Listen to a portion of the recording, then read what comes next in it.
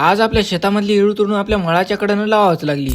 तर काय चलय गावकरी मित्रांनो, आणि माझं तर काम इधर ना उधर बीच में आता सारखं चाललंय. चॅलेंज म्हणता म्हणता 3 दिवस काय पिढा पारच होऊन गेला भाऊ आपला. त्याच्याचमुळे तेल मीठ मिरचूला वालावी करून नव्यानं सुरुवात केली. आणि आज आपल्याला ही मोठच भानगड लागली होती, म्हणजे येळू तोडून न्यायची. त्याच्याचमुळे आहे ना मी आणि माझा भाऊ लागल्या कामाला. आता हे येळूच्या बंडाट पण काढायला एवढा ताण देऊ लागला ना डोसक्याला, हे त्याच्यात जाऊन बसले तर ते त्याच्यात जाऊन बसले. नेमकं निघायचं तर बेपत्ताच झाला. असं कसं तर वडावडी करून काढून घेतलं, आणि असं चांगलंच फांटे बिंटे तोडातोडी करून 6 फुटाचे बांबू काढून घेतले. सोबतच आपल्या गावठी मानाप्रमाणे आज काही सगळं काही बांधून घेतले बांबू, आणि निघालो होळाच्या रस्त्याने थेटच मळावर. मायचे हो जास्त जड आहे बघा.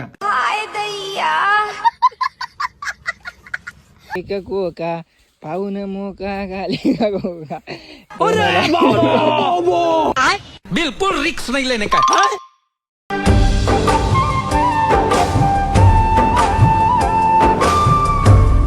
सोबतच अशा काही 2 चक्रा काय करून घेतल्या, आणि तवा कुठं काय बांबू येऊन पडला भाऊ आपल्या माळावर. एवढ्या तिकडे तर भिवा पाहून तर रवायला तर चालू पण केलं ना राव. जसं आपला आंब्याचं चॅलेंज वाढतच चले ना, एवढ्या मोठ्या भानगडी पण वाल्यात सांगता सोय नाही बापू. तसं फॉलो करण्यासाठी काय घेत्यान पण करून टाका राव, तेवढं एकही सेकंद लागत नाही. आणि येळूचे बांबू पण एवढे लागले ना, एकदमच 150 लाकडं लागून गेली. आणि तवा कुठं अशा प्रकारे बांबूर पण रवणं झाला सकाळपासून 4 वाजेपर्यंत. त्याच्यानंतर इथलं काम बिम संपून मी आणि गोईन आलो इथं कडजांभळ खाण्यासाठी. कडजांभळची सीझन में तो कडजांभळ खाना तो पडेगा ना मेरा भाई, क्या बोलती कंपनी. एवढ्या तर गोईन इकडे रपा झाडावरती चढून जांभळाचं तर सपरणच करून टाकलं ना राव हालून. मायचे नाही आता जांभळ बघून तुमच्या तोंडाला नक्कीच पाणी सुटला काय मग खरं आहे ना. तेवढा जाता जाता राधे राधे म्हणून तर चला बरं का, राधे राधे.